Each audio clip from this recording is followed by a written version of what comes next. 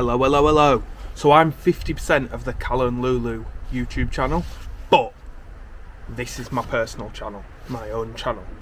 So I've started up my own channel to talk more about my automotive passion and go more into detail with my builds and track days and yeah, all that sort of stuff really. The first video on this channel is going to be a bit of a challenge. So recently I picked up an R53 Mini Cooper S, fairly cheap. I paid £1,000 for it with a boot full of spare parts. I shifted those spare parts for 300 quid, so the car owed me 700 quid. I then thought, I'll put it up for sale, see what I can find. And I got offered this Clio 172 straight swap for the Mini Cooper S. So I thought, yeah, why not? £700 Clio 172. I actually need an F4R engine for my 182, which the timing has slipped on. So what a great idea. Pick it up, take the engine out of it, and boom. But as you'll see in this video, that is not what happened. A load of my mates are booked onto a track day next Sunday, so that's about 10 days from today. And I thought, I've got a capable track car, might need a little few bits sorting to it. Why not give it one final send off before I use the engine? So I booked it. Cadwell, one of the hardest racetracks in the UK. So it came with sporty steering wheel, all stripped out inside, as you'll have seen. It's got just standard Renault Sport seats, but I've just gone and purchased a bucket seat, really nice Corbu Sprint bucket seat to go in it. I've got a Brunel Motorsport shifter that I had in my garage, a few other bits and bobs, but I thought I'd make this a bit of a challenge. So the car cost me 700 quid and I gave myself a £500 budget to make it track friendly. This will include brakes, suspension, it's actually got a snapped spring, bucket seat, harness. Luckily it already came with a harness. What else do I need? Sport shifter, because the shifter that came in it, a bit wobbly, and brake fluid, and it could do with a service because I'm not sure when it last had a service. So my plan is to get all this done within my £500 budget, so I'm going to bring you all with me in a bit. So being a bit of a Renault Sport fanatic myself, I already had some parts laying about that I could use, but this is my list. So I've got some Mintex M1144 brake pads that luckily I had sat around. Mintex Racing actually used to sponsor one of my social day events, so they gifted me quite a lot of parts. I had a shifter, a motorsport shifter, which I will show you in a second. I collected a fairly cheap bucket seat for £180 with a John Fossard low subframe on it to fit straight in and some side mounts. I had some RBF 660 brake fluid already hanging about that I had purchased for another car that I'd never done the brake fluid on, so I've got 2 bottles of that should do me good. A friend of mine had some lowering springs because unfortunately I noticed when I viewed it that the driver's front spring is snapped, so I've got a set of lowering springs that need to go on. I purchased all of the service parts that I'll need from Renault Parts Direct. That cost me £170, and I had some IBAC camber bolts hanging about as well. My plan is to remove the front fog lights to help with brake cooling, as well as the arch liners as well. And if you know about Renault Sports, £50 a side them arch liners go for on the Sports. Might be able to make myself a bit of money back from them. This is the aftermarket shifter I was telling you about. What it is, it's a Renault Scenic shifter that's had a custom shaft done. It's been bent back here, and this custom shaft, even with the pull up for reverse. So I've had it hanging around for quite some time, so I'm planning to put that on.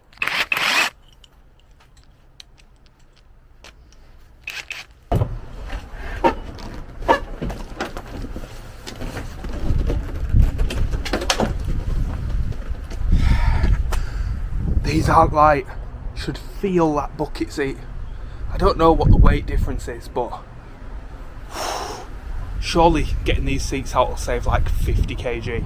Interesting fact, they're actually Clio 182 seats because they've got the white polka dots on them. So they're not factory on this car. Also, if you're changing the seats in a Clio 172, 182, make sure you don't lose these bits.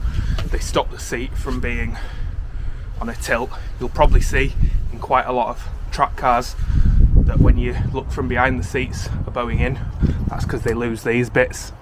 Time to get that bucket seat in.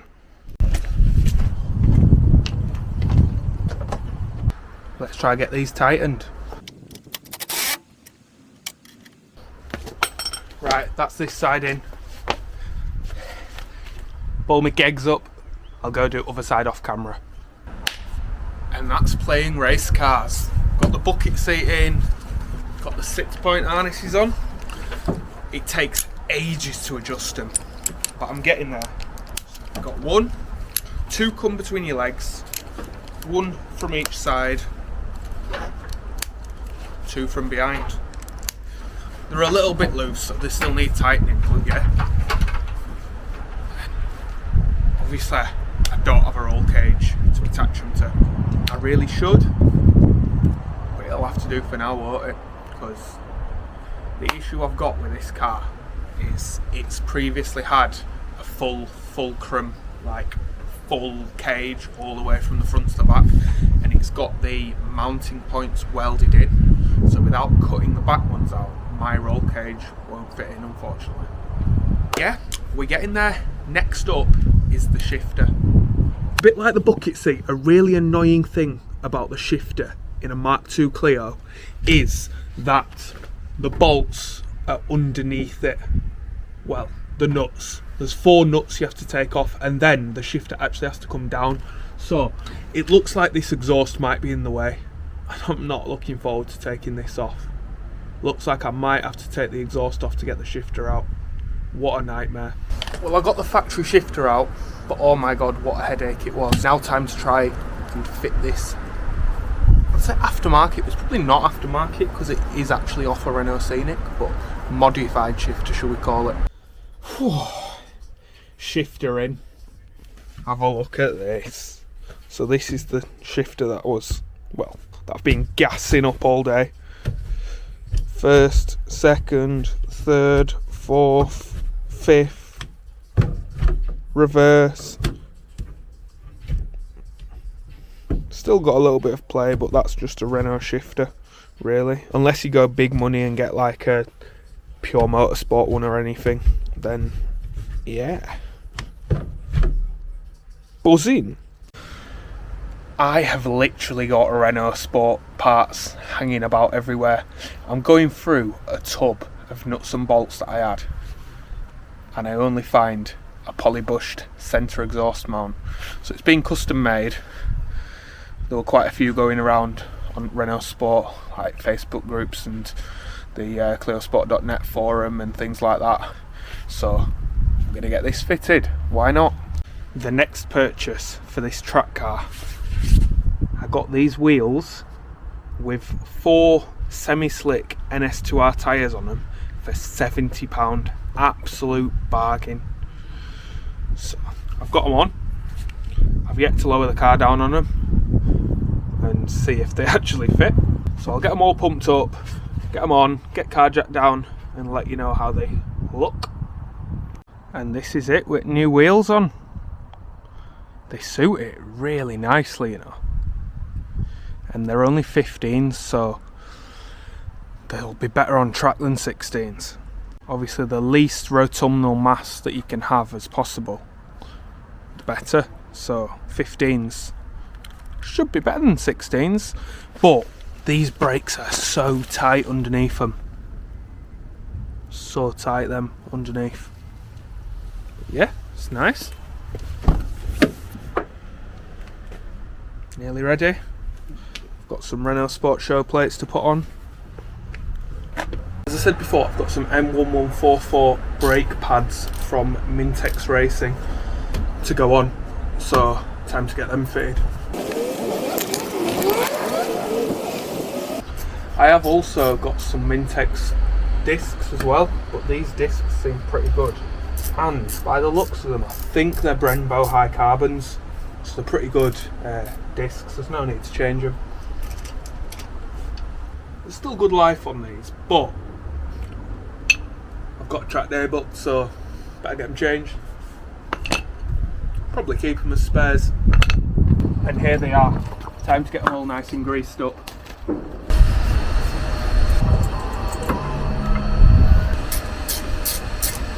To aid with brake cooling on the track, I'm going to take my arch liners out. So I've undone all of it. Like gold dust these front arch liners, and that one is mint. It should have a little flap here which is missing, but let's see if I can shift that. Worth about 50 quid, you know them. Next up, fog lights. They don't feel very secure anyway. Should be 2 T20s. Taking them fog lights off was harder than it was meant to be.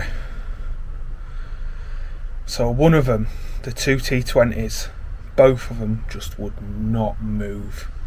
That was the other one, so the one I showed you. They just wouldn't move. So in the end I just had to cut a slit on the fog light on each side and stick my trainer through fog light, and it shifted. But they're not going to be sellable, unfortunately. They only go for about, I don't know, 15, 20 quid for a pair anyway. So it's getting a bit dark, but we're on with a few more bits. So we've managed to get the front shocks and springs off. We've got the snapped spring that was on the car changed over to some new lowering springs. We need to get them back on, but unfortunately we've had an issue. When I was fitting the shifter, 2 of the bolts for the exhaust mounts actually broke, so we're currently trying to drill them out.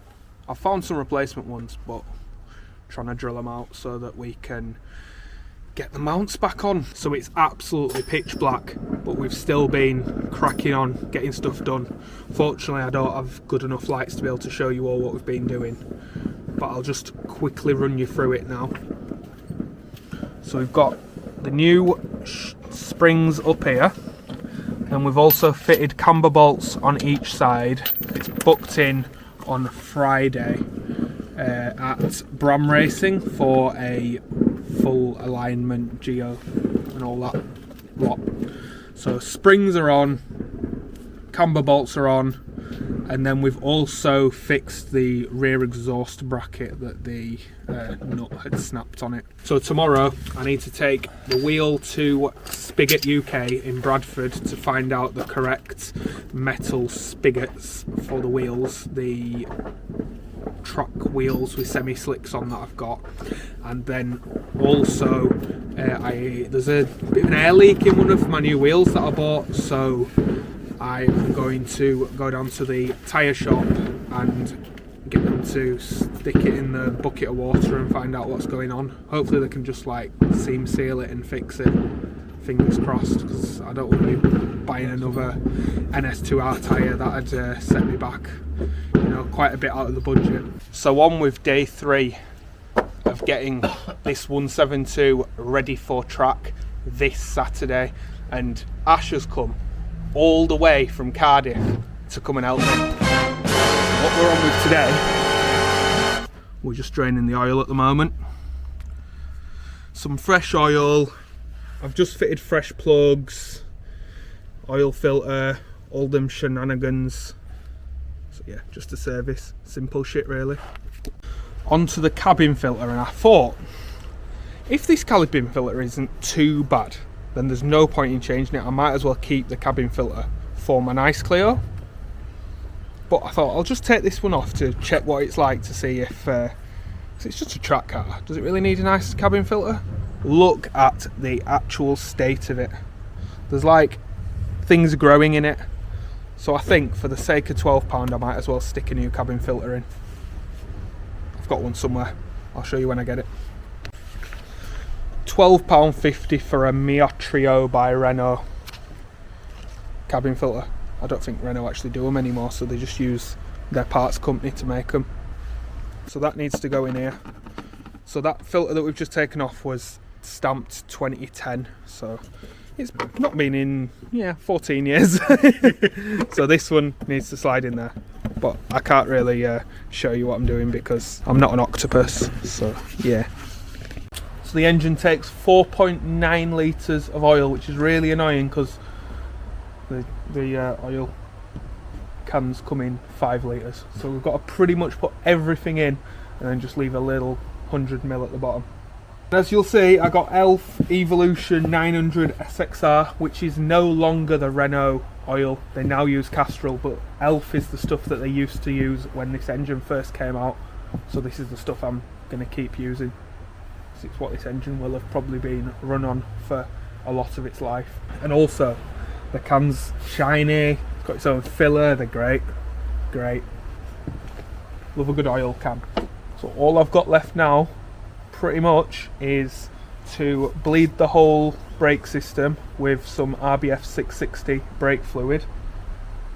And it's got its geo set up, as I keep telling you.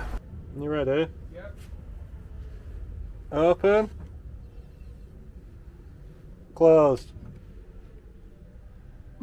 Open. Closed.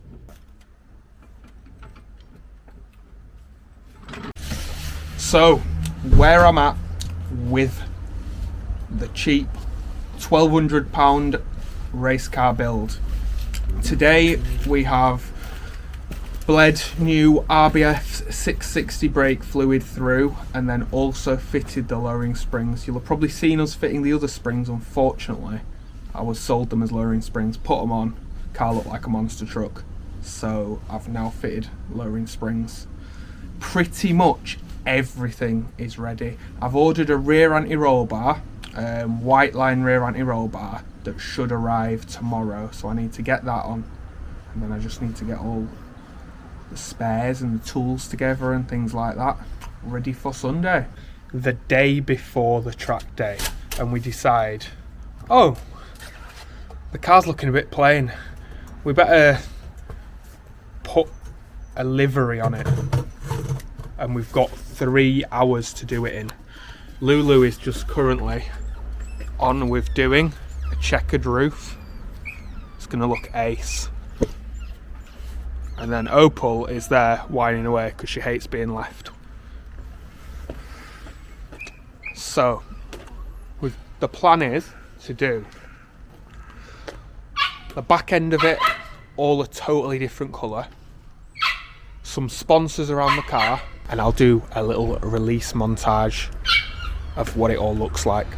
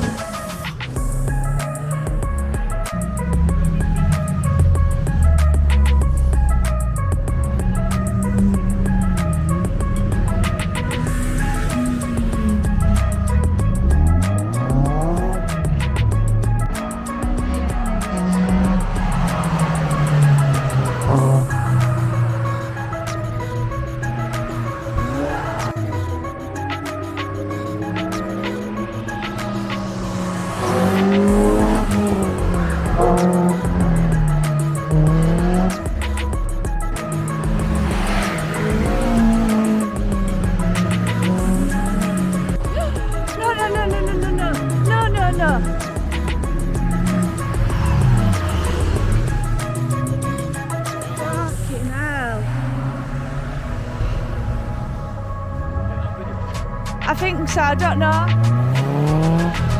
Oh my god, my heart. That needs to come in, that's not good.